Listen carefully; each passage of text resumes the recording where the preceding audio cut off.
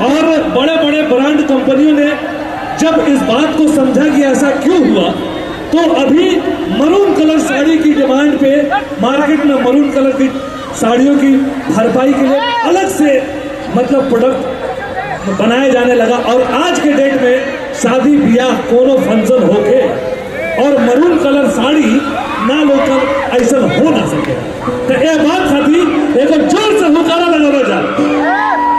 Madam से कितना प्यार करा जा, क्या बात है। तो चलिए एक बात याद रखिएगा आप लोग, as jeweller and Krishna diamond and jewellery के इस उद्घाटन समारोह में मुंबई से अपने व्यस्त क्षणों से समय निकाल के अम्रपाली दुबे जी यहाँ पे आई और ये कहते हुए कि आप लोगों से कि रही गुलशन में कलियां तो फूल जरूर खिलेंगे, रही गुलशन में कलियां